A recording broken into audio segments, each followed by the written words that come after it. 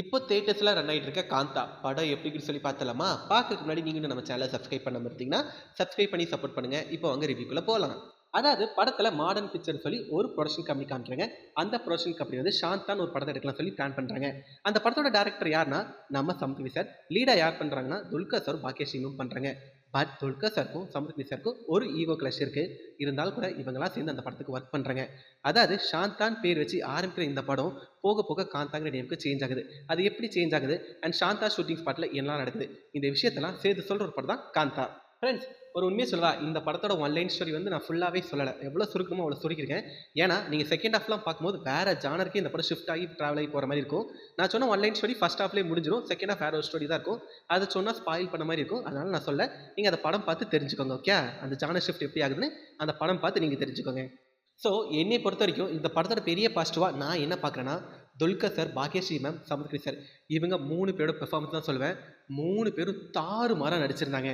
இல்லைனா போட்டி போட்டு நடிச்சிருக்காங்கன்னே சொல்லலாம். குறிப்பாக துல்கர் சார். அதாவது இந்த படத்தில் வந்து அவரை வந்து நடிப்பு சக்கரவர்த்தின்னு சொல்லுவாங்க.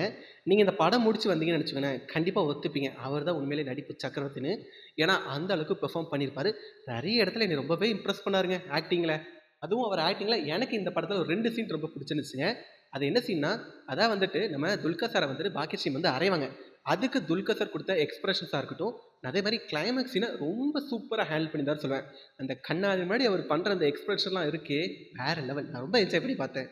இந்த 2 சீனும் தாண்டி நிறைய சீன் எனக்கு அவரோட ஆக்டிங் ரொம்ப பிடிச்சிச்சுங்க. அதெல்லாம் சொல்லலாம். இந்த 2 சீன் சொன்னதுக்கு ஸ்பாயிலர் பண்ணியிருக்கேன்னு சொல்லுவேன். அதனால நான் சொல்லலை. ஓகே. அதுக்கப்புறம் சமுத்திரி சார். அதாவது துல்கர் சார் வந்து எந்த அளவுக்கு பெர்ஃபார்மன்ஸில் பிரித்து மேய்ஞ்சிருக்காரோ, அதுக்கு ஈக்குவலாக நம்ம சமுத்திரி சாரும் பெர்ஃபார்மன்ஸில் பிரித்து மேய்ஞ்சிருக்காரு. அந்த ஐயாங்கிற கேரக்டருக்கு ரொம்ப ஆப்டாகவும் இருந்தார். பெர்ஃபார்மன்ஸில் பிரித்து மேய்ச்சிட்டாரு. அதுக்கப்புறம் பாக்கியஸ்ரீ மேம்.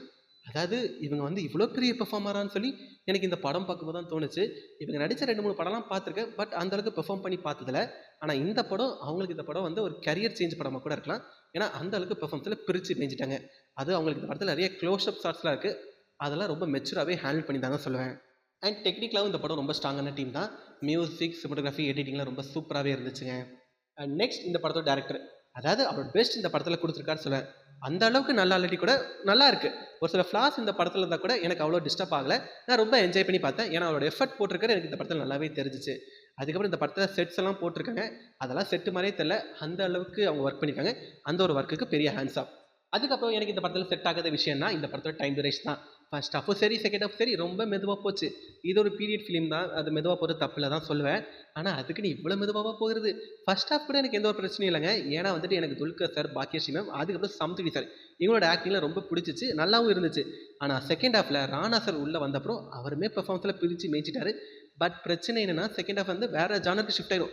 கிரைம் ஜானருக்கு ஷிஃப்ட் ஆயிடும். அதை நல்லா என்கேஜிங்காக எடுத்திருந்தாங்களான்னு சொல்லிக்கிட்டா இல்லவே இல்லை. அது லிட்டரலாக என்னை டிஸ்டர்ப் பண்ணிச்சு.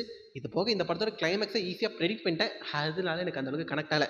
இருந்தாலும் கூட நீங்கள் ஒரு 300 கொடுத்து இந்த படத்தை போய் தேட்டரில் பார்க்குறீங்கன்னா கண்டிப்பாக உங்களுக்கு இந்த படம் பிடிக்கும் தான் சொல்லுவேன். அந்த 300 வேஸ்ட்டாலாம் போகாதுன்னு நான் நினைக்கிறேன். அண்ட் நீங்கள் துல்கர் சார் ஆக்டிங்கானே இந்த படம் எத்தனை வாட்டி தான் பார்க்கலாம். ஸோ ட்ரை பண்ணி பாருங்கள். ட்ரை பண்ணி பார்த்துட்டு உங்களோட எக்ஸ்பீரியன்ஸை கீழே கமெண்ட்டில் சொல்லுங்கள். அண்ட் மறக்காம நம்ம சேனலை சப்ஸ்கிரைப் பண்ணிக்கோங்க. பாய்.